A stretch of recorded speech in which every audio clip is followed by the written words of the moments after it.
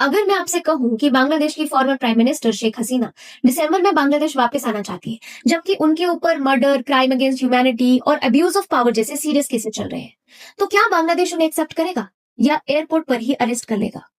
ये सिर्फ एक पॉलिटिकल स्टोरी नहीं है, ये साउथ एशिया की जियो politics, India Bangladesh relation, democracy और स्टेट पावर का एक कंप्लीट केस स्टडी है।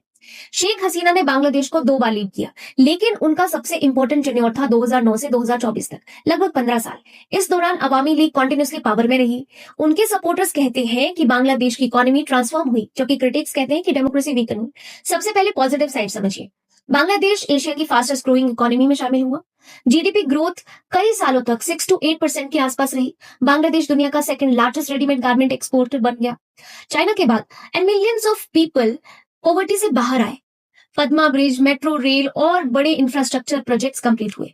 वुमेन वर्कफोर्स पार्टिसिपेशन और गर्ल्स एजुकेशन में रिमार्केबल इंप्रूवमेंट हुआ। लाइफ एक्सपेक्टेंसी और इन्फेंट मोर्टेलिटी जैसे सोशल इंडिकेटर्स में बांग्लादेश ने कई साउथ एशियन कंट्रीज को भी आउट परफॉर्म कर दिए।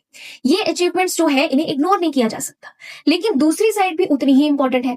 ऑपोजिशन पार्टीज का एलिगेशन था कि इलेक्शन फ्री एंड फेयर नहीं होते थे।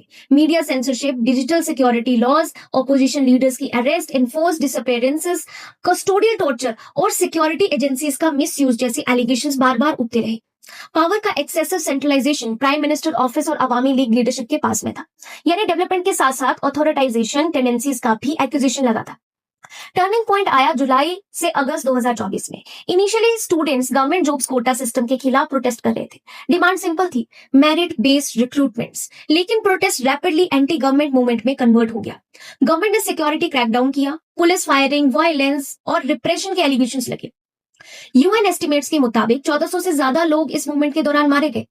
और इसी क्रैकडाउन ने शेख हसीना के खिलाफ लीगल केसेस का एक फाउंडेशन तैयार कर दिया। 5 अगस्त 2024 को सिचुएशन इतनी सीरियस हो गई कि शेख हसीना को बांग्लादेश छोड़ करके इंडिया आना पड़ा।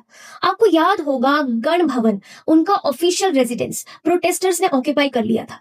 इसके बाद बांग्लादेश में इंटरिम गवर्नमेंट बनी और बाद में पॉलिटिकल ट्रांजिशन हुआ। अब सबसे important exam point of view से बात कि हसीना के खिलाफ बांग्लादेश में कई सीरियस एलिगेशंस लगे हैं, जैसे murder charges, crime against humanity, excessive use of force against civilians, legal illegal detention, enforced disappearances, abuse of state power, corruption related investigations. तो बांग्लादेश ने इंडिया से उनकी एक्स्ट्राडिशन भी मांगी। यहां India Bangladesh extradition treaty important हो जाती है। ट्रीटी के अकॉर्डिंग अगर केस पॉलिटिकली मोटिवेटेड हो, फेयर ट्रायल डाउटफुल हो या ह्यूमन राइट्स कंसर्न्स हो, तो एक्स्ट्राडिशन डिनाई कर दिया जा सकता है। इंडिया ने हसीना को इमीडिएटली बांग्लादेश को हैंडओवर नहीं किया, इसलिए ये इशू बायलेटरल रिलेशंस का भी सेंसिटिव पार्ट बन गया। सबसे बड़ा सवाल, अभी क्यों? पहला रीजन, पॉलिटिकल सर्वाइवल। अगर लीडर बहुत लंबे समय से एग्जाइल में रहे तो पब्लिक मेमोरी और पॉलिटिकल रेलेवेंस दोनों वीक हो जाते हैं। दूसरा, अवामी लीग को रिवाइव करना। पार्टी पर रिस्ट्रिक्शंस लग चुकी हैं, इसलिए लीडरशिप का सिंबॉलिकली वापस आना इंपॉर्टेंट हो सकता है। तीसरा, सपोर्टर्स को मोबिलाइज करना और करंट गवर्नमेंट को चैलेंज करना। दिसंबर तक का ये जो समय है, शायद इसे लीगल प्रिपरेशन या पॉलिटिकल ऑर्गेनाइजेशन और सपोर्ट बेस एक्टिवेट करने के लिए यूज किया जा रहा हो। अगर हसीना बांग्लादेश रिटर्न करती हैं, तो पॉसिबल सिनेरियोज क्या है?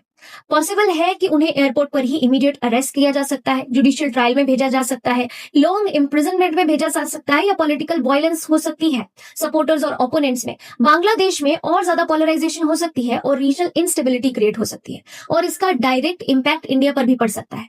Border security, migration pressure, trade, connectivity projects and China के स्ट्रेटेजिक इन्फ्लुएंस के थ्रू ये इंडिया को इंपैक्ट कर सकता है। और यूपीएससी के प्रिपरेशन से इस टॉपिक को आपको याद रखना है। ये टॉपिक प्रीलिम्स, GS2, GS3 और इंटरव्यू सबके लिए इंपॉर्टेंट है। ऐसे ही सीरियस करंट अफेयर्स और एग्जाम ओरिएंटेड एनालिसिस के लिए स्टडी को फॉलो जरूर